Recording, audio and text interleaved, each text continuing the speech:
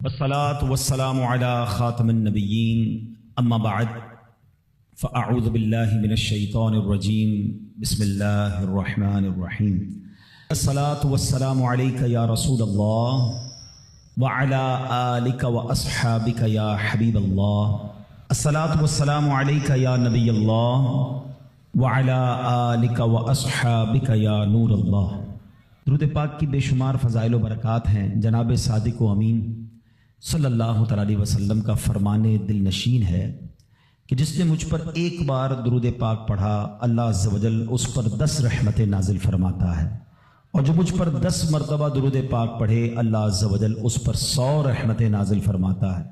اور آقا فرماتے جو مجھ پر 100 مرتبہ درود پاک پڑھے اللہ عز و جل اس کی دونوں آنکھوں کے درمیان لکھ دیتا ہے کہ یہ نفاق اور جہنم کی آگ سے آزاد ہے، اور اسے بروز قیامت شہداء کے ساتھ رکھے گا۔ 100 بار درود پاک پڑھنے میں کتنا وقت لگتا ہے، مگر انعام کتنا بڑا ہے کہ دونوں آنکھوں کے درمیان لکھ دیا جاتا ہے کہ یہ نفاق اور جہنم کی آگ سے آزاد ہے، اور بروز قیامت اسے شہداء کے ساتھ رکھا جائے گا۔ اللہ کریم ہم سب کو کثرت کے ساتھ درود پاک پڑھنے کی توفیق عطا فرمائے۔ آئیے مل کر محبت کے ساتھ بآواز بلند درود پاک پڑھ لیں۔ صلو علی الحبیب صلی اللہ تعالی علی محمد صلی اللہ علیہ وسلم۔ ایک بڑا ہی عظیم و شان اسلام کی تاریخ کا بڑا عجیب و غریب واقعہ پہلے میں آپ کو سناتا ہوں۔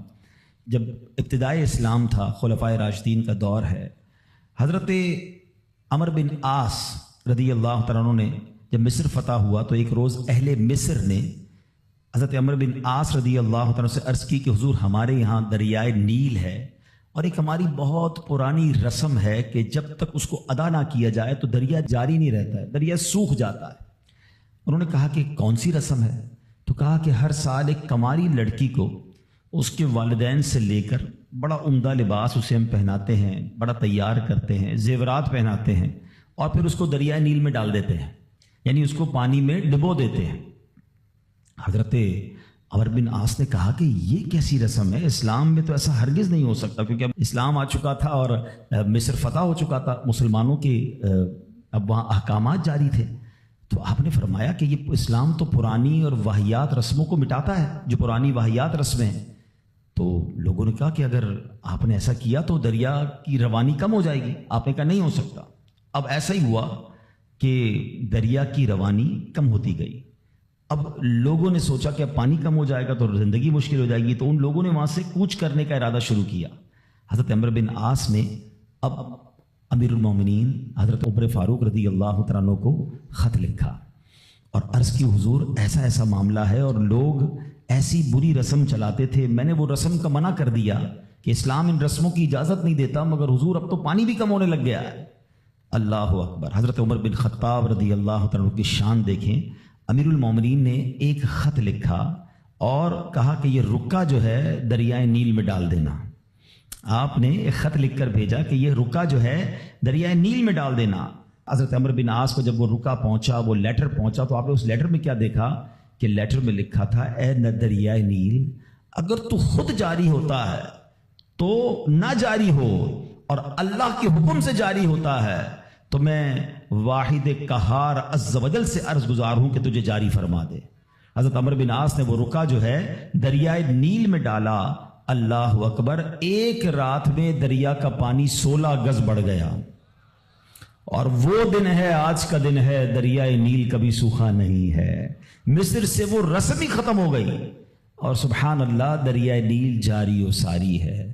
اللہ اکبر۔ اس ایک واقعے میں بہت کچھ ہے سیکھنے کو۔ پہلی بات تو کیا سیکھنے کو ملی کہ چاہیں تو اشاروں سے اپنے کایا ہی پلٹ دیں دنیا کی، چاہیں تو اشاروں سے اپنے کایا ہی پلٹ دیں دنیا کی، یہ شان ہے ان کے غلاموں کی، سرکار کا عالم کیا ہوگا۔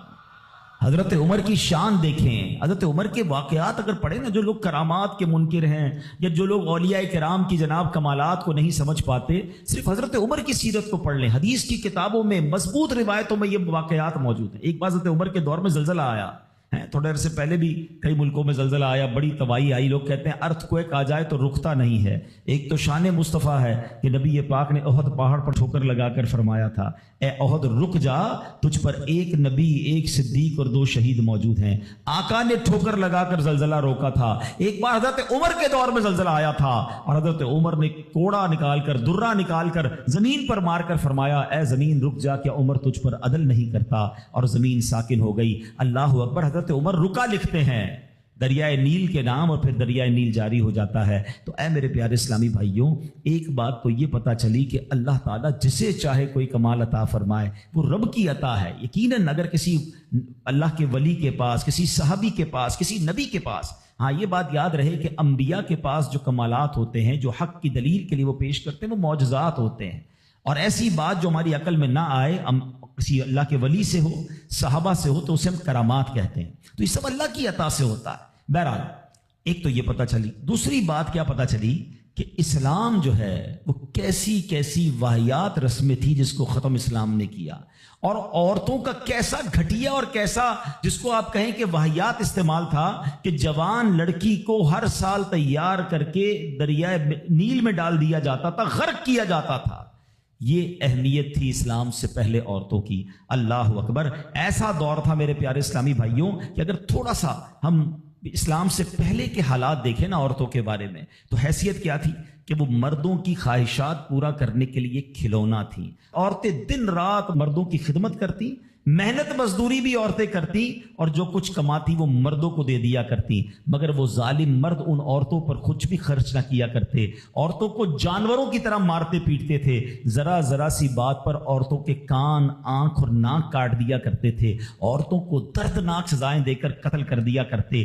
باپ کے مرنے کے بعد، اب دیکھیں کیا تھا اسلام سے پہلے، کہ باپ کے مرنے کے بعد جس طرح اس کے لڑکے جائیداد کے مالک ہو جاتے تھے، اس طرح اپنے باپ کی بیوی یعنی اپنی ماں کے بھی مالک ہو جاتے تھے. معاذ اللہ اپنی ماں کو لونڈی بنا کر رکھتے تھے. اللہ اکبر. عورتوں کو ان کے ماں باپ، بھائی بہن، شوہر کی میراث میں کوئی حصہ نہیں ملتا تھا. عورتیں کسی چیز کی مالک نہیں ہوتی تھیں. عرب کے بعض قبیلوں میں تو یہ ظالمانہ دستور تھا کہ بیوہ ہو جانے کے بعد عورتوں کو گھر سے باہر نکال کر ایک چھوٹے سے تنگ اور تاریک جھونپڑے میں 1 سال کے لیے قید رکھا جاتا. کھانے پینے اور تمام ضرورتیں وہ اسی جھونپڑے میں پوری کیا کرتی تھیں. بہت سی عورتیں گھٹ گھٹ کر مر جاتی. جو زندہ رہ جاتی تو 1 سال بعد ان کے دامن میں اونٹ کی مینگنیاں ڈالی جاتی اور ان کو فورس کیا جاتا کہ کسی جانور کے بدن سے اپنے بدن کو رگڑیں. پھر اسی گندی حالت میں پورے شہر پر ان کا چکر لگایا جاتا تھا اور گویا یہ اعلان ہوتا تھا کہ اس عورت کی اب عدت ختم ہو گئی ہے. اللہ اکبر. ایسی ایسی رسمیں تھیں، ایسے رواج تھے. عورتیں بلبلاتی، روتی، تڑپتی، مگر ان عورتوں کے زخموں پر کوئی مرہم رکھنے والا نہیں تھا، کوئی فریاد سننے والا نہیں تھا. اللہ اکبر. 12 ربیع الاول کی صبح صادق کے وقت کائنات میں ایک ایسا نور جلوہ گر ہوا، ایک ایسی شخصیت آئی جہاں جس نے جہالت کے اندھیروں کو ختم کیا، وہاں ساری دنیا کی عورتوں کے لیے ایک ایسے دکھ کا مداوا بن کر آئے. نبی پاک علیہ الصلوۃ والسلام ایسے احکامات لے کر آئے، اتنی پیاری شریعت اور مذہب لے کر آئے جس میں اللہ کے دین نے عورتوں کو ایسا مقام عطا کیا کہ سبحان اللہ، عورتوں کی قسمت کا ستارہ چمک اٹھا. اسلام کی بدولت ظالم مردوں کے ظلم و ستم سے کچلی اور روندی ہوئی عورتوں کا درجہ اس قدر بلند ہوا کہ عورت معاملات زندگی اور موت کے ہر مرحلے پر عورت کو باوقار مقام حاصل ہوا. مردوں کی طرح عورتوں کے بھی حقوق جو ہے وہ بیان کیے گئے. عورتوں کی حفاظت کے لیے احکام خداوندی نازل ہوئے. عورتوں کو مالکانہ حقوق مل گئے. عورتیں اپنے مہر کی رقموں، اپنی تجارتوں، اپنی جائیدادوں کی مالک بنا دی گئیں. اپنے ماں باپ، بھائی بہن، اولاد اور شوہر کی میراثوں کی وارث قرار دی گئیں. الغرض وہ عورتیں جو مردوں کی جوتیوں سے بھی زیادہ ذلیل و خوار تھیں، انتہائی مجبور و لاچار تھیں، وہ مردوں کے دلوں کا سکون اور ان کی گھروں کی ملکہ بن گئیں. چنانچہ قرآن مجید صاف صاف لفظوں میں خواتین کے، عورتوں کے حقوق بیان کرتے ہوئے ارشاد فرماتا ہے، بسم اللہ الرحمن الرحیم، خلق لکم من انفسکم ازواجا لتسکنوا الیہا وجعل بینکم مودۃ ورحمہ. قرآن کہتا ہے تمہارے لیے تمہاری جنس سے جوڑے بنائے لائے کہ ان سے آرام پاؤ اور تمہارے آپس میں محبت اور رحمت رکھی۔ اب کوئی مرد نہ عورتوں کو مار پیٹ سکتا ہے، نہ ان کو گھروں سے نکال سکتا ہے، اور نہ کوئی ان کے مال و اسباب یا جائیدادوں کو چھین سکتا ہے، بلکہ ہر مرد پر مذہبی طور پر عورتوں کے حقوق ادا کرنے لازم ہیں۔ اللہ اکبر! گویا اسلام نے ظلم کا دروازہ بند کر دیا، کبھی ماں کے روپ میں، کبھی بیٹی کے روپ میں، کبھی بہن کے روپ میں، تو کبھی زوجہ کے روپ میں۔ اللہ اکبر! عورت کو ایک ایسا مرتبہ عطا فرما دیا کہ عورت کسی بھی روپ میں ہو، جب بھی اس کے جناب حقوق تلف کیے جائیں گے، نا انصافی کی جائے گی، اسلام وہاں پر اپنا کردار ادا کرتا ہے۔ اسلامی قوانین سامنے آتے ہیں، عورتوں کے حقوق بیان کیے جاتے ہیں۔ آؤ سب سے پہلے بات کرتے ہیں بیٹی کی۔ کتنی بڑی نعمت اسلام نے قرار دی، مگر آپ جانتے ہیں اسلام سے پہلے بیٹی کا حال کیا ہوتا تھا؟ اللہ اکبر! بیٹی کی پیدائش کو شرمندگی سمجھا جاتا تھا۔ کسی کے یہاں بیٹی پیدا ہو جائے وہ لوگوں کے سامنے آتا نہیں تھا، کئی مہینے تک چہرہ نہیں دکھاتا تھا، یعنی وہ سمجھتا تھا کہ میری بہت بڑی ذلت ہو گئی ہے کہ میرے یہاں بیٹی ہو گئی۔ اللہ اکبر! بیٹیوں کو زندہ درگور کیا جاتا تھا، بیٹی کو بھی مار دیا جاتا اور بیٹی کی وجہ سے اس کی ماں کو مار دیا جاتا تھا۔ اللہ اکبر! قرآن کیا کہتا ہے؟ سبحان اللہ! کیسا پیارا مذہب ہے، کتنا شاندار ہمارا دین ہے۔ اللہ کا کلام کہتا ہے وَإِذَا بُشِّرَ أَحَدُهُمْ بِالْأُنثَىٰ ظَلَّ وَجْهُهُ مُسْوَدًّا وَهُوَ كَظِيمٌ۔ قرآن کہتا ہے جب ان میں کسی کو بیٹی ہونے کی خوشخبری دی جاتی ہے تو دن بھر اس کا منہ کالا رہتا ہے۔ يَتَوَارَىٰ مِنَ الْقَوْمِ مِنْ سُوءِ مَا بُشِّرَ بِهِ، اور وہ غصہ کھاتا ہے اور لوگوں سے چھپتا پھرتا ہے اس بشارت کی برائی کے سبب سے۔ اللہ اکبر! اَيُمْسِكُهُ عَلَىٰ هُونٍ أَمْ يَدُسُّهُ فِي التُّرَابِ، کیا اسے ذلت کے ساتھ رکھے گا یا اسے مٹی میں دبا دے گا؟ أَلَا سَاءَ مَا يَحْكُمُونَ، ارے بہت ہی برا حکم لگاتے ہیں۔ اللہ اکبر! اب جناب ہوتا کیا تھا کہ بچیوں کو زندہ دفن کیا جاتا، مگر اس معاشرے میں ایسے لوگ بھی تھے جن کو اللہ نے کیسا نرم دل دیا تھا۔ حضرت صعصعہ، سنیے گا، حضرت صعصعہ بن ناجیہ رضی اللہ تعالیٰ عنہ کا معمول کیا تھا کہ وہ خود کہتے ہیں نبی پاک کی بارگاہ میں آ کر حضور میں دیکھتا تھا کہ جب کسی کو گھر میں بچی پیدا ہوتی تھی اور اس کو وہ دفنانے کا ارادہ کرتا تھا، میں اس کے گھر جاتا، کہتا کچھ پیسے لے لو، بچی مجھے دے دو، دفنانا نہیں، میں اس کی کفالت کروں گا۔ کہتے حضور 360 بچیوں کو میں نے دفن ہونے سے بچایا، لیکن ایمان نہیں لایا تھا۔ 2 اونٹنیاں دی، 10 اونٹنیاں دی، بعض اوقات میں نے حاملہ 10 اونٹنیاں دے کر اور ایک اونٹ فدیہ دے کر بچیوں کو بچایا۔ حضور کیا میرے اس زمانے کا وہ عمل مجھے کوئی اجر دے گا؟ ایمان تو نہیں لایا تھا مگر یہ نیکی کر کے آیا ہوں۔ اللہ کے حبیب نے کتنا پیارا جواب دیا، فرمایا اجر تو تمہیں مل گیا نا، تم ایمان لے آئے، دیکھو اس نیکی کے سبب تمہیں اسلام مل گیا۔ اور سنو، ہم تو یہ کہیں گے صرف اسلام نہیں ملا بلکہ وہ تو صحابی بھی بن گئے، اللہ کے نبی کے دور میں ایمان لے آئے نا، پیارے آقا کی صحبت اختیار کر لی تو اللہ نے ایمان بھی دیا، صحابی بھی بنا دیا۔ لیکن میرے پیارے اسلامی بھائیوں، ایسا حال تھا کہ بچیوں کو پھینک دیا جاتا تھا۔ اب یہاں میں تھوڑی سی بات آج کے دور کی بھی کرنا چاہوں گا۔ ہم انشاءاللہ قرآنی احکام عورتوں کے بارے میں بھی سنیں گے اور ساتھ ساتھ اپنی تربیت بھی کرتے جائیں گے۔ ہم میں سے بہت سارے بیٹیوں والے ہوں گے، مگر کیا یہ خبریں نہیں آتی کہ بچی کی پیدائش کی وجہ سے ماں کو برا بھلا کہا جاتا ہے، گھروں میں جھگڑے ہیں، معاذ اللہ اب بھی یہ خبریں آتی ہیں کہ بچی پیدا ہوئی تو کچرا کنڈی پر پھینک دی گئی۔ یہ تو پھر سے ہم لگتا ہے اسی دور میں جا رہے ہیں۔ اسلام جو بچیوں کے حقوق لے کر آیا، اسلام جو بچیوں کو برا ماننے کے خلاف عمل کرنے کا ہمیں حکم دیتا ہے، بلکہ سنو حدیثیں کیسی ہیں۔ اے بچیوں والو تمہیں مبارک ہو، اے بیٹیوں والو تمہیں مبارک ہو، اپنی بیٹیوں کو کبھی برا نہ سمجھنا۔ نبی پاک علیہ الصلوۃ والسلام فرماتے ہیں جس شخص کے بیٹی ہو وہ اسے زندہ دفن نہ کرے، اسے ذلیل نہ سمجھے اور اپنے بیٹے پر اسے ترجیح نہ دے تو اللہ عز و جل اسے جنت میں داخل کر دے گا۔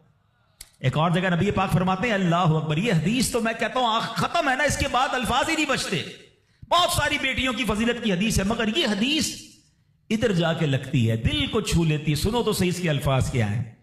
اللہ کے نبی فرماتے ہیں بیٹیوں کو برا مت کہو، میں بھی بیٹیوں والا ہوں۔ ہائے ہائے، ختم ہو گئی نا بات ہے۔ اللہ کے نبی نے صلی اللہ تعالی وسلم نے اپنی نسبت بیٹیوں کی طرف فرمایا میں بھی بیٹیوں والا ہوں۔ بے شک بیٹیاں تو بہت محبت کرنے والیاں، غم گسار اور بہت زیادہ مہربان ہوتی ہیں۔ ایک اور حدیث سنو، نبی پاک فرماتے ہیں جو شخص 3 بیٹیوں یا بہنوں کی اس طرح پرورش کرے کہ ان کو ادب سکھائے۔ اب اسلام یہاں پر نہ صرف بیٹیوں کا درس دے رہا ہے، اے بہنوں والوں تمہیں بھی مبارک ہو، بہنوں کو حقیر نہ سمجھنا، یہ ان لوگوں کے لیے بھی درس ہے۔ اسلام اسلام جب نہیں آیا تھا نا تو بہنوں کے حقوق نہیں تھے, ان کو کوئی ورثے میں حق نہیں دیتا تھا, بہنوں کی شادیاں نہیں کرواتے تھے. مگر آج بھی کچھ قبائل سنا ہے ایسے ہیں, آج بھی بدبخت کچھ لوگ ایسے ہیں جو بہنوں کے حق دبا لیتے ہیں. ارے بہنیں تو غم گسار ہوتی ہیں, بہنیں تو بھائیوں کا مان ہوتی ہیں, ارے بہنیں ہوتی ہیں تو گھر میں رونق ہوتی ہے. ارے بہنوں کو عزت دیا کرو, بہنوں کو پیار دیا کرو. اور آج جو بہنوں کا حق دباتے ہیں, آج جو بہنوں کو ذلیل کرتے ہیں, نہ کرنا. ہمارا اسلام بہنوں سے محبت کا درس دیتا ہے. سنو بیٹیوں والو اور بہنوں والو, اللہ کے حبیب کیا فرماتے ہیں صلی اللہ تعالی علیہ وسلم, میرے نبی کا فرمان ہے کہ جس کی 3 بیٹیاں یا بہنوں کی اس طرح پرورش کرے, ان کو ادب سکھائے, ان سے مہربانی کا برتاؤ کرے, یہاں تک کہ اللہ عز و جل اس سے بے نیاز کر دے, یعنی ان کا نکاح ہو جائے, تو اللہ تعالیٰ اس کے لیے جنت واجب فرما دیتا ہے. یہ ارشاد سن کر ایک صحابی کھڑے ہو گئے. صحابہ کے سوال بھی بڑے کمال کے ہوتے ہیں. یقین کرو ہمارے بہت سارے کام سیدھے جو ہے نا, ہمارے لیے بہت ساری آسانیاں صحابہ کے سوالات نے کر دی. اب ہو سکتا ہے یہاں میرا کوئی بھائی ایسا بیٹھا ہو جس کی 3 بیٹیاں نہ ہوں, وہ کہتا ہے میری تو 2 ہیں. صحابی نے سوال کیا, حضور اگر 2 لڑکیوں کی پرورش کرے تو ارشاد فرمایا اس کے لیے بھی یہی اجر و ثواب ہے. راوی فرماتا ہے یہاں تک کہ اگر ایک بیٹی کا بھی لوگ ذکر کرتے تو نبی پاک اس کے بارے میں یہی فرماتے. مگر ایک روایت اور بھی موجود ہے کہ ایک صحابی نے کھڑے ہو کر کہا حضور اگر کسی کی 1 بیٹی ہو, اللہ کے نبی نے فرمایا 1 بیٹی ہو تو بھی جنت واجب ہو جاتی ہے. بیٹیوں پر شکایت, بیٹیوں پر منہ چڑھاتے ہو, بیٹیوں پر لڑائی کرتے ہو, اللہ اکبر, یہ تو جنت میں جانے کا ٹکٹ ہے. تو اپنی بیٹیوں سے پیار کریں. اور باپ جتنے بیٹھے نا, مجھے پتا ہے وہ میری بات کی تائید کریں گے, شاید پیدائش پہ منہ چڑھایا ہوگا کسی نے, لیکن آج بھی باپ سے زیادہ کلوز بیٹی ہی ہوتی ہے. پیار وہ باپ سے بیٹی ہی کرتی ہے. گھر جاؤ تو بیٹی باپ کا انتظار زیادہ کرتی ہے. مگر نہ جانے کیوں بیٹی کی پیدائش کو اچھا پھر اگر بیٹیاں ہو بھی گئیں, کسی کی 3 ہو گئیں, 4 ہو گئیں, نہیں ہو رہا بیٹا, تو کس بات کی لڑائی ہے؟ کیا عورت کے ہاتھ میں ہے کہ وہ بیٹا پیدا کرے؟ خامہ خائی گھر میں جھگڑا, تانے دینا اس بیچاری کو. اب تو میڈیکل سائنس بھی کہتی ہے جناب وہ کسی ایک کا قصور ہی نہیں ہے, اللہ کی دین ہے. لیکن خامہ خائی کسی ایک عورت پر جو ہے وہ ہنگامہ کر کے نہ جانے اس کی دل آزاری کا سامان کرتے ہیں. نہ کریں ایسا. میں آپ کو حدیث سنا رہا ہوں, اور اسلام عورتوں کے حقوق کی شاندار انداز سے بیان کرتا ہے. اللہ کے نبی علیہ الصلوۃ والسلام فرماتے ہیں جب کسی کے ہاں لڑکی پیدا ہوتی ہے, سنو, گھر پہ مہمان آئے تو اچھا لگتا ہے نا, اور کوئی بڑا اہم مہمان آ جائے, کوئی بڑے بزرگ آ جائیں تو کتنا خوش ہو جاتے ہیں آپ. کئی ایسے بزرگ ہوں گے, کئی ایسے علماء ہوں گے, کوئی ایسی شخصیت ضرور ہوگی جس کو آپ اپنے گھر بلانا چاہتے ہوں گے, مگر آپ سوچتے ہوں گے یار وہ میرے گھر کیسے آئے گا, بہت بڑا آدمی ہے, بڑا مصروف شخص ہے, پسند تو مجھے بہت ہے مگر میں گھر نہیں بلا سکتا. سنو, جب تمہارے گھر بیٹی آتی ہے تو پتہ ہے کون مہمان آتا ہے؟ اللہ کے نبی فرماتے ہیں جب کسی کے ہاں لڑکی پیدا ہوتی ہے تو اللہ عز و جل فرشتوں کو گھر بھیجتا ہے. ہاں, آپ کے گھر فرشتے آتے ہیں اور کیا کہتے ہیں؟ فرشتے آ کر کہتے ہیں اے گھر والوں تم پر سلامتی ہو. پھر فرشتے اس بچی کو اپنے پروں کے سائے میں لیتے ہیں, اس کے سر پر ہاتھ پھیرتے ہوئے کہتے ہیں یہ کمزور سی جان ہے جو ایک کمزور جان سے پیدا ہوئی ہے, جو شخص اس کمزور جان کی پرورش کی ذمہ داری لے گا تو قیامت تک مدد خدا اس کے شامل حال رہے گی.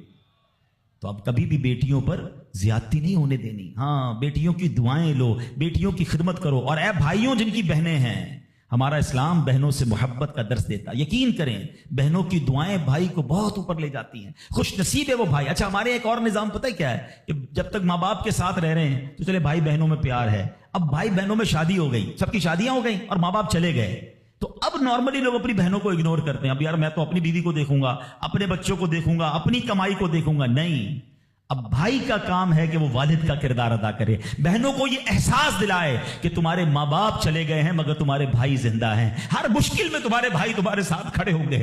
کبھی بہنوں کو یہ ریئلائز مت کرانا کہ وہ اکیلی کہیں کسی پرابلم میں ہو, تو وہ اکیلے میں سوچے کہ میرے ماں ہوتی تو میں کس سے ماں سے بات کر لیتی, باپ ہوتا تو میں باپ سے کہہ دیتی, بھائی کو کیا کہوں وہ تو سنتا ہی نہیں ہے. ہیں ایسے بھائی آج بھی کہ بہنیں انہیں اپنا دکھ بھی شیئر نہیں کرتی ہیں, بلکہ بھائیوں کو پڑی ہی نہیں ہے بہن کدھر گئی. یہ مت کرنا. اگر تم اپنے ماں باپ کی روح خوش کرنا چاہتے ہو نا تو بھائی بہن جڑ کے رہو, بھائی بہنوں میں پیار رکھو. یہ پیسہ سب کچھ نہیں ہے. ارے جو کچھ میرے پاس ہے اگر میرا بھائی بہنوں پہ خرچ ہو جائے تو اس سے اچھی کیا چیز ہے؟ یہ یاد رکھے جو سوشل میڈیا پہ ہزاروں فرینڈ بنائے بیٹھے نا کہ میرے 5000 فرینڈ تو میرے 10,000 فرینڈ, کسی دن بستر پر پڑو گے نا اسپتال میں تو اس بستر کے کنارے تمہیں تمہارے بھائی بہن ہی نظر آئیں گے. وہ سوشل میڈیا والا تمہارا جو سارے دن چیٹنگ جس کے ساتھ واٹس ایپ پہ لگے ہوئے ہو نا گروپ میں, کوئی نظر نہیں آئے گا. جب تمہارے گھر میں کوئی بچے کا پرابلم ہوگا, رات آدھی رات کو اگر تمہارے گھر کوئی آ کے تمہیں دلاسا دے گا تو تمہارے بھائی بہن ہوں گے. میں کئی بار بیان میں ایک مثال دے چکا ہوں, چلو آج پھر دے دیتا ہوں, کاش یہ بات سمجھ آ جائے. یہ جو فیملی ہوتی ہے نا یہ تسبیح کی طرح ہوتی ہے، اور ہم نے دیکھا ہے کہ یہ جو ہے نا تسبیح کے اوپر والا حصہ یہ ماں باپ ہوتے ہیں. یہ ٹوٹ جائے نا، ماں باپ چلے جائیں، پوچھو ان سے جن کی ماں چلی گئی ہے، پوچھو ان سے جن کے والد چلے گئے ہیں. جب یہ چلے جاتے ہیں نا تو اپنے بھائی بہنوں کو جس طرح تسبیح کے دانے بکھرتے ہیں نا اس طرح بکھرتے دیکھا ہے. جب تک ماں باپ ہیں پہلے تو ان کی برکتیں لینا، اور جب یہ چلے جائیں نا تو یہ دانے بکھرنے مت دینا، جوڑ کے رکھنا اپنی فیملی کو. یہ فیملی یہی تو پیار ہے زندگی میں. تھوڑے سے پیسوں کے لیے بھائی بہن لڑتے ہیں، جائیداد کے لیے بھائی بہن لڑتے ہیں، تھوڑے کاروبار کے لیے لڑتے ہیں. ارے قربان کر دو، کوئی بات نہیں، بھائی کو تھوڑا زیادہ چلا جائے، میری بہن کے گھر میں ہی جا رہا ہے نا، یہ تیرا ہے، یہ میرا ہے، نہ کیا کرے. یہ گھر کی محبتیں آپ کو بہت ساری بیماریوں سے بچاتی ہیں. حدیث پاک میں آتا ہے جس کا مضمون ہے جو چاہتا ہے کہ اس کی زندگی میں اضافہ ہو جائے، عمر میں اضافہ ہو جائے، بری موت سے بچے، اسے چاہیے کہ وہ صلہ رحمی کرے. صلہ رحمی کیا ہے؟ اپنے رشتہ داروں کے ساتھ اچھا سلوک. اور رشتہ داروں میں the closest family member جو ہے وہ بھائی بہن ہیں، وہ ماں باپ ہیں، بیوی بچے ہیں. ارے ان کو چھوڑ کر دنیا سے محبتیں جتا رہے ہو؟ نہیں میرے پیارے اسلامی بھائیوں. تو اپنی بچیوں کے ساتھ اور اپنی بہنوں کے ساتھ بالخصوص اچھا سلوک کرنا. خوش نصیب ہے وہ بھائی جو بہنوں کا مان ہے، خوش نصیب ہے وہ جو والد جو اپنی بچیوں کے ساتھ اچھا برتاؤ کرتا ہے. اور میں نے خود دیکھا ہے، آپ نے بھی دیکھا ہوگا، میں نے دیکھا ہے، بلکہ میں نے ایک طرح سے انٹرویو لیا ہے ایک رشتہ دار کا. یار آپ کی 4 بیٹیاں ہیں، 3 بیٹیاں ہیں. کہتا ہے یار جب سے بیٹیاں آئی ہیں پتہ نہیں رزق کدھر سے آ رہا ہے. بیٹیاں تو کیا آئی ہیں، اللہ نے رحمت کے دروازے کھول دیے ہیں، کیونکہ اس نے منہ نہیں چڑھایا. کچھ ہوں گے ایسے بیٹیوں والے جن کا ہاتھ تنگ ہوگا، تو غور کرو جب بیٹی ہوئی تھی تو شکر کیا تھا یا شکوہ کیا تھا؟ اللہ نے تو بھیجی تھی رحمت تمہارے گھر پہ، تم نے اس وقت بھی اللہ کو ناراض کیا، بیوی کو گالیاں دی، ہنگامہ کیا، اب کہتے ہو رحمت نہیں آ رہی. تم نے تو کتنی ناشکری کر لی. اگر تم سجدہ شکر ادا کرتے، اللہ کی بارگاہ میں راضی رہتے، اللہ بیٹیاں تو دیتا مگر تم پر رحمت کے اور دروازے بھی کھول دیتا. اور ہم نے دیکھا ہے لوگوں کے رزق کو بڑھتے ہوئے. تو کبھی بیٹی کی پیدائش پر آپ نے منہ نہیں چڑھانا ہے، ہاں نہ اپنی زوجہ کو تانے دینے ہیں. اور بیٹیوں کا خیال رکھیں، بہنوں کا خیال رکھیں. اور آگے چلتے ہیں اسی طرح. اچھا نبی پاک کا انداز اپنی بہن کے ساتھ کیا تھا؟ اللہ کے حبیب علیہ الصلوۃ والسلام کی ایک دودھ شریک بہن تھی، حضرت شیما، رضائی بہن تھی نبی پاک کی. اب پیارے آقا کس طرح ان کے ساتھ برتاؤ کرتے تھے کہ ایک بار آپ علیہ الصلوۃ والسلام کی بارگاہ میں جب بہن حاضر ہوئی نا تو نبی پاک ان کی تشریف آوری پر کھڑے ہو جایا کرتے، اپنی بہن کی آمد پر ان کی دل جوئی فرماتے، ان پر خوب نوازشیں فرماتے. ایک بار پیارے آقا علیہ الصلوۃ والسلام نے اپنی مبارک چادر بچھائی اور اپنی بہن سے پتہ ہے کیا کہتے ہیں؟ مانگو تمہیں عطا کیا جائے گا، سفارش کرو تمہاری سفارش قبول کی جائے گی. بہن جانے لگی تو نبی پاک نے ایک لونڈی یعنی ایک اس کو خادمہ بھی دے دی اور 2 اونٹ بھی عطا فرما دیے. اچھا اپنی بیٹی کے ساتھ کیا برتاؤ ہے نبی پاک کا؟ بیٹیوں کو جو ڈیگریڈ کرتے ہیں، سنو خاتون جنت بی بی فاطمہ رضی اللہ تعالیٰ عنہ جب نبی پاک کی بارگاہ میں آتی، آقا کھڑے ہو کر استقبال کرتے، اپنی بیٹی کے ہاتھ کو نبی پاک چوما کرتے، کبھی ماتھے پر بوسہ دیتے. پیارے آقا اپنی جگہ اپنی بیٹی کو بٹھایا کرتے. اور یہی انداز خاتون جنت کا بھی تھا کہ جب نبی پاک خاتون جنت کے پاس جاتے وہ کھڑی ہو جاتی اور نبی پاک کا استقبال کرتی، پیارے آقا کے ہاتھوں کو بوسہ دیتی، اپنی جگہ نبی پاک کو بٹھاتی. یہ پریکٹیکلی نبی پاک نے بتایا کہ بہن کے ساتھ برتاؤ کیا ہے، بیٹی کے ساتھ برتاؤ کیا ہے. اب آؤ ہماری زندگی کا ایک بہت اہم ساتھی ہے جس کو ہم سفر کہا جاتا ہے. اسلام بیوی کے بارے میں کیا درس دیتا ہے؟ یہ بھی بڑا پرابلم ہے. اچھا بعض اوقات لوگ اپنی شاید والدہ سے، میں سے ابھی ماں کی بات سب سے آخر میں کروں گا، اور فیملی ممبر سے اب بھی بہت پیار کر رہے ہوتے ہیں، مگر بعض اوقات بیوی کو بڑا ڈیگریڈ کرتے ہیں. ہم شاید بھول گئے ہیں کہ ہماری زندگی کا بہت بڑا حصہ جس کے ساتھ گزرا ہے. میں بیان میں پہلے بھی کہہ چکا ہوں، کبھی سوچا آپ نے؟ ایک تو اللہ نے آپ کا اس کو ساتھی بنایا، اور ہم اس کے ساتھ بعض اوقات زیادتی کرتے. ہم کاروبار میں تکلیف میں ہوں، ہم باہر کسی ٹینشن میں ہوں، کسی بندے سے کسی بات کوئی بری لگ گئی، سارا غصہ آ کر اب بندے نے اپنی زوجہ پہ نکالنا ہے، کیونکہ وہ بیچاری تو کچھ نہیں کہہ سکے گی. پہلے کے زمانے جاہلیت میں بھی یہی تھا کہ عورتوں کو پیر کی جوتی سے زیادہ ذلیل سمجھا جاتا تھا. مگر کیا آج بھی کچھ گھرانوں میں ایسا نہیں ہے؟ آج تک میں ویسے سوال کرتا ہوں، شاید غالب گمان ہے کہ جو یہاں ازواج والے، زوجہ والے بیٹھے، شادی شدہ بیٹھے، ہماری زوجہ کی شاید ہر دعا میں ہم ہوتے ہیں. ہم اپنی بیوی کے لیے کتنی دعا کرتے ہیں؟ غور کیجیے. حالانکہ میں نے دیکھا ہے کہ جن کی شریک حیات دنیا سے جاتی ہے نا، ان لوگوں کو میں نے ٹوٹتے بھی دیکھا ہے. تو ایسا نہ کریں. جس طرح وہ آپ کے لیے محبت کا اظہار، دعاؤں کی آپ کی خدمت گار ہے، آپ بھی اس کے لیے اچھا برتاؤ کریں. اور نبی پاک کا کیا انداز تھا. میں تو آج اسلام کی شریعت کی اللہ کے نبی کی بات کرنے آپ کے سامنے آیا ہوں. اللہ کے حبیب علیہ الصلوۃ والسلام سے سوال کیا گیا کہ حضور آپ کو دنیا میں سب سے زیادہ پسند کون ہے؟ پوری کائنات میں آپ کو سب سے زیادہ پسند کون ہے؟ اللہ کے حبیب نے فرمایا عائشہ. نبی پاک نے اپنی زوجہ کا نام لیا. پھر فرمایا ان کے والد حضرت ابوبکر صدیق رضی اللہ تعالیٰ عنہ. پھر نبی پاک گھر اپنی ازواج کے ساتھ کیا انداز ہوتا تھا.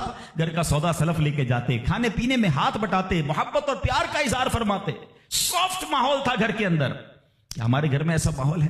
نہیں میرے پیارے اسلامی بھائیوں, ہمیں یہ سوچنا ہے کہ ہمیں اپنے گھر والوں کے ساتھ کیا انداز اختیار کرنا ہے. نبی پاک علیہ الصلوۃ والسلام فرماتے ہیں کہ اسلام سے پہلے, بلکہ بخاری شریف کی حدیث بتاتا ہوں, اسلام سے پہلے مال کے لیے جانوروں اور دوسرے ساز و سامان کے ساتھ ساتھ بیوی کو بھی رہن رکھوا دیا جاتا تھا. جیسے پیسے کوئی رہن رکھواتا تھا نا, بیوی بھی ایک مال کی طرح تھی, لوگ گروی رکھوا دیتے تھے اپنی بیوی کو. یہ اسلام سے پہلے بیویوں کا حال تھا. اللہ اکبر. اسلام نے نکاح کے ذریعے عورت کو مرد کے آدھے ایمان کا محافظ قرار دے دیا. قرآن کہتا ہے وعاشروہن بالمعروف, ان سے اچھا برتاؤ کرو. اسلام نے بیویوں کے ساتھ اچھا برتاؤ کرنے والے کو سب سے بہترین قرار دیا. اللہ اکبر. خواتین تو میں کہتا ہوں, میں یہاں انشاءاللہ اس بات کو بھی, اگر واقعی عقل مند خواتین اس بیان کو سنیں گی تو وہ جو مسکنسپشن پیدا کیا جاتا ہے کہ جناب اسلام میں عورتوں کو آزادی نہیں ہے, جناب اسلام میں عورتوں کے لیے گھٹن ہے. اللہ اکبر. ذرا پہلے اسلام سے پہلے کے حالات پڑھو اور اس کے بعد اسلام کے آنے کے بعد عورتوں کو کیا شاندار مقام میرا دین دیتا ہے. اللہ کے نبی نے دا بیسٹ لوگوں کی جب مثال بیان کی, بہترین لوگوں کی مثال بیان کی, تو نبی پاک فرماتے ہیں, ترمذی کی حدیث ہے, سب سے بہتر وہ ہے جو اپنے اہل کے لیے بہتر ہو, یعنی اپنی فیملی کے لیے بہتر ہو. اور آقا فرماتے سنو میں تم سب سے زیادہ اپنے اہل کے لیے بہتر ہوں. نبی پاک سب سے زیادہ اپنی فیملی کے لیے بہتر. نبی پاک علیہ الصلوۃ والسلام سے ایک شخص نے پوچھا حضور شوہر پر بیوی کا کیا حق ہے؟ تو آپ نے فرمایا جب وہ کھائے, یعنی شوہر کھائے تو بیوی کو کھلائے, جب لباس پہنے اسے بھی پہنائے, اس کے چہرے پر نہ مارے, اسے بدصورت نہ کہے, اور اگر سمجھانے کے لیے اس سے علیحدگی کرنی پڑے تو گھر میں ہی علیحدگی کرے. اللہ اکبر. ایک بار حضرت عمر فاروق رضی اللہ عنہ کی بارگاہ میں, سنیے گا بڑا دلچسپ واقعہ. سیدنا عمر فاروق کا کتنا بڑا نام ہے, آپ کے جلال کی, آپ کی عدالت کی مثالیں دی جاتی ہیں. بڑے بڑے لوگ آپ کے سامنے تھر تھر کانپتے تھے. حضرت عمر کا حال یہ تھا, آپ کا گھر میں انداز کیا تھا کہ ایک شخص آیا کہ میں حضرت عمر کے پاس جاؤں اور بتاؤں میری بیوی جو ہے مجھ سے اس طرح بات کرتی ہے, اور میرا وہ انداز نہیں ہوتا جو شوہر کے سامنے ہونا چاہیے. ہوتا ہے گھروں میں, ہو جاتا ہے.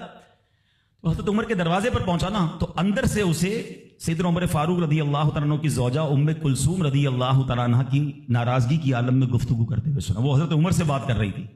تو وہ شوہر سوچنے لگا کہ میں تو اپنی بیوی کی شکایت لے کر آیا تھا, حضرت کے تو گھر کا بھی معاملہ ہی ایسا ہی ہے.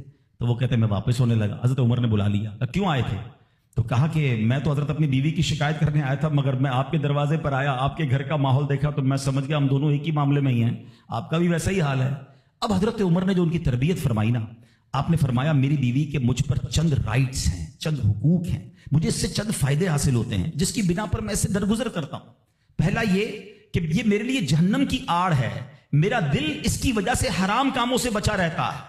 نمبر 2, جب میں گھر سے نکل جاتا ہوں یہ میری خزانچی بن جاتی ہے, یعنی میرے مال کی نگہبان بن جاتی ہے, میری دھوبن بن جاتی ہے, میرے کپڑے دھوتی ہے, میرے بچے کی پرورش کرتی ہے, میرے لیے روٹیاں اور کھانے پکاتی ہے. تو وہ شخص کہتا ہے یہ سارے فائدے تو مجھے بھی اپنی بیوی سے حاصل ہیں, تو میں تو کبھی درگزر سے کام نہیں لیتا. وہ مجھے کہتی, میں اسے لڑنا شروع کر دیتا ہوں. کہتا آج آپ کی بات سے نصیحت مل گئی, اب میں اپنی بیوی کی چھوٹی ماٹی باتوں کو میں بھی درگزر کر دوں. کتنی پیاری بات بتائی. ہم وہ ساری باتیں بھول جاتے ہیں, ایک غلطی پر پکڑ لیتے ہیں, ایک غلطی پر ڈانٹتے ہیں. ہر غلطی پر جناب ایسا نہیں ہوتا, ہر غلطی کی سزا سزائے موت بھی ہوتی ہے. ہم غلطیاں نہیں کرتے. اگر جس طرح ہم اپنی بیوی کو اور غلطی پر ڈانٹتے وہ ڈانٹنا شروع کر دے پھر کیا حال ہوگا؟ تو ایسا نہ کرے. وہ بھی دل رکھتی ہے. ہم نے کسی انسان سے شادی کی ہے, کمپیوٹر سے نہیں کی, ٹھیک ہے نا. تو کمپیوٹر بھی آج کل وائرس آ جاتا ہے, تو وہ تو انسان ہے, غلطی ہو گئی, کوئی بات نہیں. تو سبحان اللہ, اتنا پیارا مذہب ہے. اور اب آؤ, اسلام نے عورت کو جو ایک اور روپ دیا ہے, ایک اور مقام دیا ہے, اور وہ مقام ماں کا مقام دیا ہے. اور ماں کے قدموں تلے جنت فرمایا. ماں کا کیا مقام دیا کہ ماں کو محبت کی نگاہ سے دیکھ لو تو حج مقبول کا ثواب ہے. اچھا, اسلام کی تعلیمات کی جو بنیاد ہے, جو ماخذ ہے, جو مرجع ہے, جس کے ذریعے سمجھے علم و فضل کی نہریں جاری ہوتی ہیں, وہ کون سی کتاب ہے؟ وہ قرآن مجید ہے. قرآن مجید کی سب سے بڑی سورت کون سی ہے؟ سورہ بقرہ. اب ذرا سمجھیے گا ماں کا مقام کیسا. قرآن پاک کی سب سے بڑی سورت سورہ بقرہ، اور سورہ بقرہ، بقرہ کس کو کہتے ہیں؟ گائے کو۔ یہ کون سی گائے تھی؟ یہ دنیا کی سب سے قیمتی گائے تھی۔ اگر اس تفسیر کو پڑھیں نا تو اللہ اکبر، پتہ یہ چلے گا کہ قرآن پاک کی سب سے بڑی سورت، اس کا جو سینٹرل آئیڈیا ہے، جو مین ٹاپک ہے، وہ بھی ماں کا ادب ہی ہے۔ وہ ایک نوجوان ہی تو تھا نا جس نے ماں کی خدمت کی، اور اللہ نے اس خدمت کا صلہ یہ دیا کہ ایک ایسی گائے ان کو مل گئی کہ جو سونے کے وزن کے مطابق بیچی گئی۔ تفصیلی واقعہ ہے، میں واقعہ پورا بیان نہیں کرتا، اشارہ دے رہا ہوں کہ سورہ بقرہ کا بھی اگر پیغام پڑھے، مفسرین نے لکھا کہ سورہ بقرہ کا پیغام یہ ہے کہ اپنی ماں کا ادب کرے، اپنے والدین کا ادب کرے، اور جب والدین کا ادب کرتا ہے اللہ ایسے نوازتا ہے، غیب کے خزانوں سے نوازتا ہے۔ اور ماں کی دعائیں، اللہ اکبر، حضرت بایزید بسطامی کتنے بڑے اللہ کے ولی ہیں، آپ کے بارے میں آتا ہے کہ ایک بار سردی کی راتیں تھی، ماں کے لیے ماں نے پانی مانگا۔ آج کی ماں پانی مانگے تو بیٹا کہتا ہے خود پی لو ماں، بلکہ بچے ماں سے پانی مانگ رہے ہوتے ہیں، بستر پر بیٹھ کر ماں کو آرڈر چلا رہے ہوتے، امی پانی لے آؤ، اچھا چائے بنا دو، امی یہ کر دو۔ یار ماں ہے یہ ہوٹل والی ہے، اب تو بوڑھی ہو گئی نا ماں، اب تو تمہاری باری ہے کچھ ماں کی خدمت کر لو، کبھی خود کھڑے ہو کے پانی پلاؤ، کبھی خود کھڑے ہو کے ماں کو کوئی چیز پیش کرو، اب بھی ماں کو آرڈر دینا ہے۔ مگر کمال ہے ماں کہ بیٹا جوان ہو گیا، ماں بوڑھی ہو گئی، خدمت سے پھر بھی اس کا جی نہیں چراتی، پھر بھی اس کی خدمت کرتی ہے۔ ناشتے میں یہ کھانا ہے بیٹا، دوپہر کو کیا کھاؤ گے؟ اللہ اکبر۔ بایزید بسطامی سے ماں نے پانی مانگا، آپ کہتے ہیں ٹھنڈی رات تھی، پانی لے کر ماں کے پاس گئے، ماں کی آنکھ لگ گئی۔ ہم جیسا کوئی ہوتا تو بستر کے کنارے گلاس رکھتا، خود بھی سو جاتا، سرد رات تھی، ساری رات پانی کا گلاس لے کے کھڑے رہے، پتہ نہیں کب ماں کی آنکھ کھل جائے، کب پانی کی ضرورت ہو۔ جب ماں کی آنکھ کھلی نا تو پانی تھوڑا سا نا آپ کی انگلیوں پر لگ گیا تھا، تو وہ برف بن گیا تھا، اتنی ٹھنڈی رات تھی کہ پانی برف بن گیا تھا۔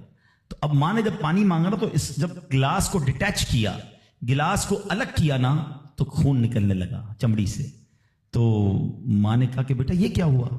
ماں نے خون بہتا دیکھا تو ساری بات بتائی کہ ماں اب میں پانی لے کر آیا، آپ آرام کر رہی تھی، میں کھڑا رہا، اب آپ نے پانی مانگا تو برف بن گیا تھا۔ تو ماں نے کیا کہا؟ اے اللہ میں اس سے راضی ہوں، تو بھی اس سے راضی ہو جا۔ ماں کے دل سے دعا لگی نا، وہ بایزید بسطامی بن گئے، وہ اللہ کے ولیوں میں بہت بڑا مقام انہوں نے حاصل کر لیا۔ دیکھیں اچھا، آپ ہو سکتا ہے کسی کو شیطان سوال تو دماغ میں ڈال ہی دیتا ہے نا کہ یار ٹھیک ہے میری ماں بھی تو دعائیں دیتی ہے۔ دیکھیں ایک ماں تو ماں ہی ہوتی ہے، ماں کو تنگ کرو پھر بھی عموماً اس کی زبان سے دعا ہی نکلتی ہے۔ ایک دعا وہ ہے کہ آپ ماں سے کہیں اور وہ ماں دعا دے، ایک دعا وہ ہے کہ آپ کہیں نا ماں کو، خدمت ایسی کریں کہ ماں کے دل سے دعا نکلے۔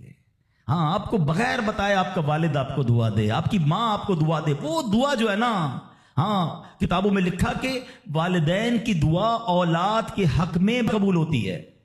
ہاں اگر دل سے دعا نکلے نا تو ماں باپ دعا دے دے اور وہ بھی دل سے دعا دے دے، پھر تو کیسا مرتبہ ہے۔ اور سبحان اللہ، ماں باپ کے بارے میں کتابوں میں یہاں تک لکھا کہ بیٹا باپ کے ساتھ ایسے رہے جیسے غلام آقا کے ساتھ رہتا ہے۔ تو اور باپ سے زیادہ خدمت کا حق کس کو کہا گیا؟ وہ ماں کو کہا گیا۔ تو آپ سوچیں کہ ماں کے کتنے حقوق بیان کیے اسلام نے۔ تو مبارک ہو ان خواتین کو، ماشاءاللہ ہمارا اسلام کس کس موقع پر عورت کے کیسے حقوق بیان کرتا ہے۔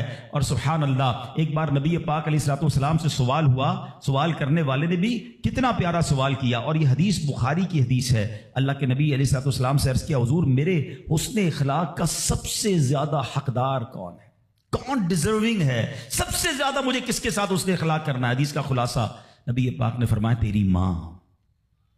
پھر پوچھا حضور اس کے بعد سیکنڈ؟ فرمایا تیری ماں۔ کہ حضور اس کے بعد؟ فرمایا تیری ماں۔ 3 بار۔ پھر کہ حضور اس کے بعد؟ فرمایا تیرا والد۔ اچھا اب یہاں یہ حدیث تو پوری ہو گئی، مگر سبحان اللہ، اچھا کوئی نارمل آدمی، حدیث جو لوگ کہتے ہیں نا بھائی کسی مفتی صاحب کی کیا ضرورت ہے، تفسیر کی کیا ضرورت ہے، خود ہی قرآن پڑھ لو، خود ہی حدیث پڑھ لو۔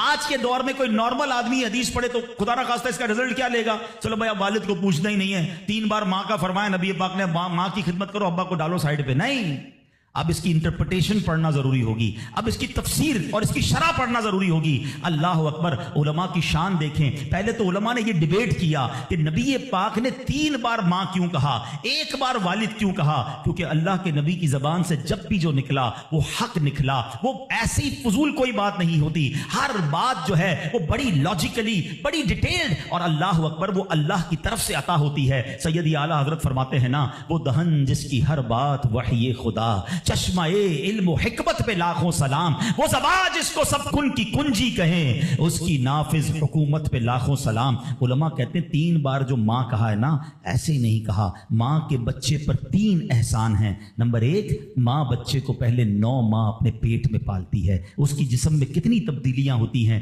کتنی تکلیفیں وہ اٹھاتی ہے۔ نمبر 2، جب پیدائش ہوتی ہے، رائٹ دا ٹائم آف پیدائش، وہ بالکل موت کے قریب سے ہو کر آتی ہے، شدید درد اور ایسی کیفیت ہو جاتی ہے کہ کئی لوگ دنیا سے چلے بھی جاتے ہیں۔ اور تیسری ماں مہربانی کیا کرتی ہے کہ اپنے بچے کو پھر پالتی ہے۔ فرمایا ماں 3 احسان کرتی ہے بچے پر، اس لیے 3 بار ماں کہا۔ اور ان تینوں احسانوں میں والد ایک احسان کرتا ہے، وہ بچے کو پالتا ہے، اس لیے 1 بار والد کہا۔ سبحان اللہ، ایک لفظ حکمت بھرا ہے۔ اب علماء کہتے ہیں اس حدیث کا مطلب یہ ہوگا کہ عزت والد کی زیادہ کرے گا اور خدمت ماں کی زیادہ کرے گا، یعنی والد کا بھی احترام ہے۔ اللہ اکبر، یہ ہماری شریعت ہے۔ تو سبحان اللہ، آج میرے جو بیان کا موضوع ہے کہ اسلام عورت کا کیسا مقام بیان کرتا ہے، ہر روپ میں عورت کے حقوق کو جو ہے وہ سیف کرتا ہے، اس کے حقوق کو بیان کرتا ہے اور اس پر ظلم و ستم سے بچاتا ہے۔ تو سبحان اللہ، ہم یہاں جتنے بھی بیٹھے ہیں، کسی کے گھر میں بیٹی ہوگی، کسی کے گھر میں بہن ہوگی،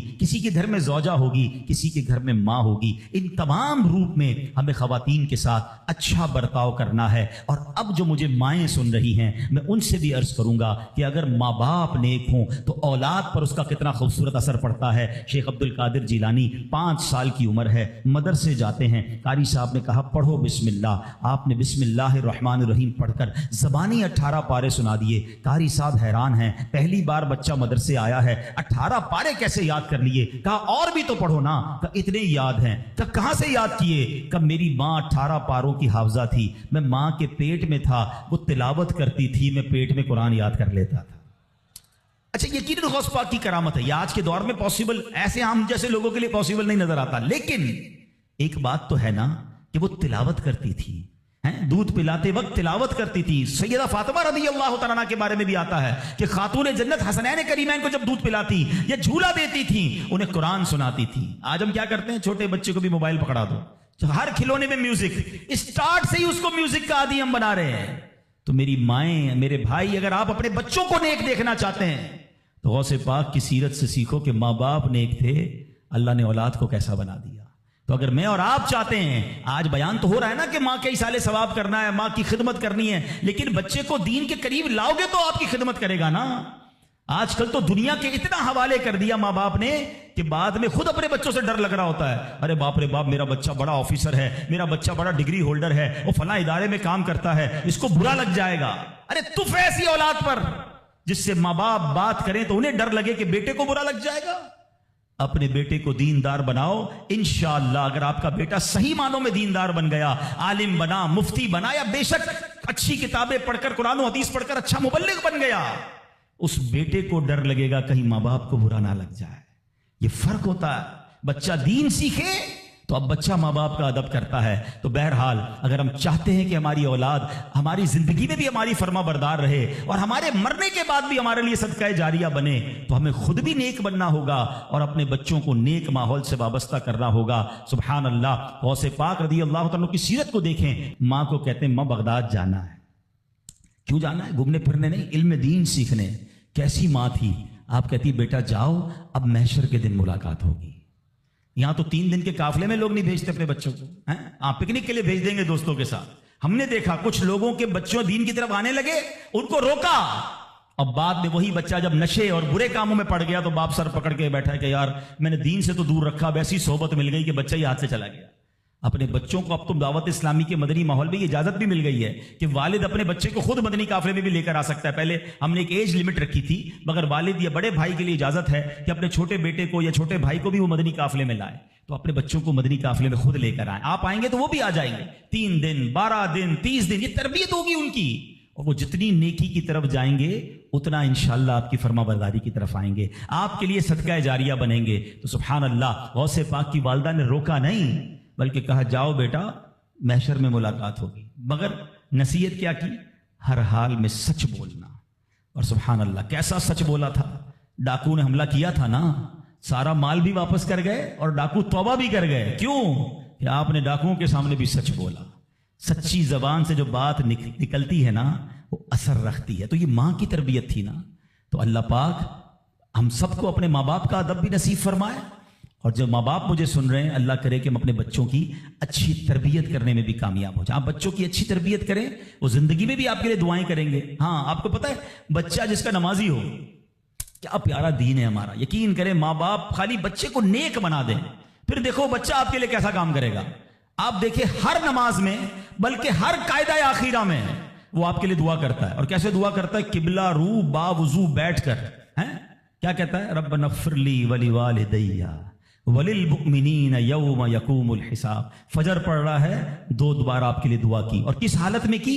با وضو قبلہ رو بیٹھ کر. ظہر پڑھ رہا ہے سنتوں میں دعا کی، فرض میں دعا کی، پھر سنتوں میں دعا. اب کیلکولیٹ تو کرو، اگر بس کچھ نہ کروں اپنے بچے کو زندگی میں 5 وقت کا پابند نمازی بنا دوں، میرے مرنے کے بعد بھی وہ نماز پڑھتا رہے. ارے نہ ہے میری قبر پر روز نماز پڑھے گا، اتحیات میں بیٹھے گا، دعا کرے گا اللہ میرے ماں باپ کی بخشش فرما دے. کتنا خوبصورت مذہب ہے ہمارا، کتنا پیارا دین ہے. تو اے میرے پیارے اسلامی بھائیوں، آج یہ پیغام لے جاؤ، اولاد ایسی بنا کے جانا ہے کہ میرے زندگی میں بھی مجھے میرا بیٹا دعائیں دے، میری اولاد مجھے دعائیں دے، میری خدمت بھی کرے، اور مرنے کے بعد بھی میرے لیے صدقہ جاریہ کا باعث ہو. مگر وہ جب ہو سکے گا جب ہم خود نیک بنیں گے، اپنے بچوں کو نیک بنائیں گے. اور سبحان اللہ یہاں پر دعوت اسلامی کا ماحول ہمارے سامنے ہے جو خواتین کے لیے بھی رہنمائی کے لیے خوبصورت پروگرام رکھتا ہے. ہماری بہنوں کے لیے مدرسے موجود ہیں، جامعۃ المدینہ موجود ہیں، اسلامی بہنوں کے اجتماعات موجود ہیں، ہمارے اسلامی بھائیوں کے ہفتہ وار ویکلی اجتماعات وہ موجود ہیں. قرآن سے محبت کیجئے، قرآن سیکھیے تو صحیح کہ کیسے پڑھنا ہے، تو خود بھی اور اپنے بچوں کو بھی قرآن پڑھائیے. تو اب جو بڑے ہو گئے ہیں، دعوت اسلامی دیکھیں کتنا پیارا پلان رکھتی ہے کہ جو بچے ہیں وہ مدرسۃ المدینہ جو بچوں کے اس میں داخلہ لے لیں، اور جو بڑے ہیں جو مدرسوں میں دن میں نہیں جا سکتے، جاب کرتے ہیں، کاروبار کرتے ہیں، تو آپ کی آسانی کے لیے تقریباً کراچی کی مسجدوں میں، بلکہ اگر مجھے دنیا میں کہیں بھی سن رہے ہیں تو الحمدللہ دعوت اسلامی والوں سے رابطہ کریں. ہزاروں ہزار مدرسۃ المدینہ بالغان پوری دنیا میں موجود ہیں. کاروبار سے آ کر مغرب کے بعد عشاء کے بعد اپنے علاقے کی مسجد میں جائیں، انشاءاللہ وہاں آپ کو دعوت اسلامی والے مل جائیں گے. 15 منٹ 20 منٹ اپنے مخارج ٹھیک کر لیں، کچھ نہ کچھ تلاوت کر لیں تاکہ روزانہ میری زبان سے کچھ قرآن پاک کے الفاظ ادا ہو جائیں. تو الحمدللہ میں امید کرتا ہوں کہ انشاءاللہ اب آپ نے نیت یہ کرنی ہے کہ ہر جمعرات اجتماع میں شرکت کریں گے انشاءاللہ.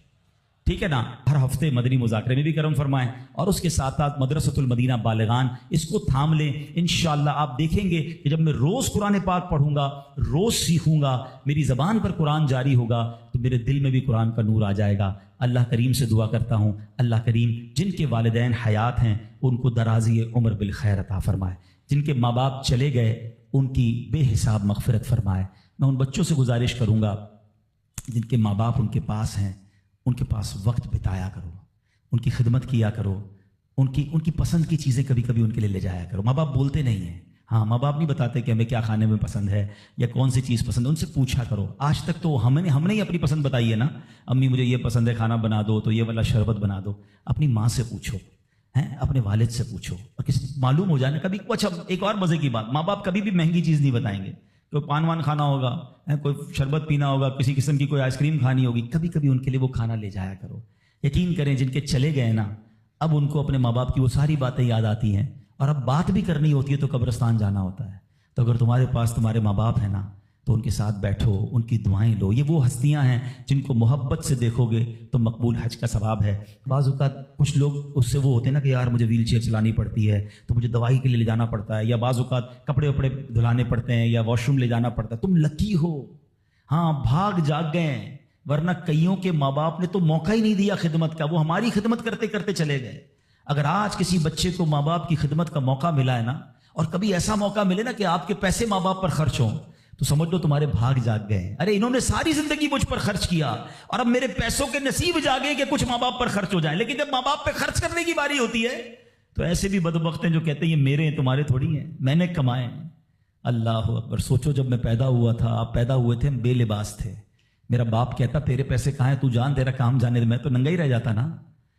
اگر مجھے کھانا نہ کھلاتے, میری انگلی پکڑ کر نہ چلاتے, مجھے پڑھاتے نہ, لکھاتے نہ, مجھے سمجھاتے نہ, مجھے کھلاتے نہ, ایک ایک چیز والد اور والدہ نے ہم پر خرچ کی ہے. والدہ خدمت کرتے رہی, باپ پیسے خرچ کرتا رہا, اور جب ہماری باری آئی خدمت اور پیسے خرچ کرنے کی تو اب بوجھ کس بات کا. وہ ریٹرن تو دے ہی نہیں سکتے ہم جو انہوں نے ہم پر کیا, لیکن اگر موقع ملا ہے نا تو خدمت سے جی نہ چرانا.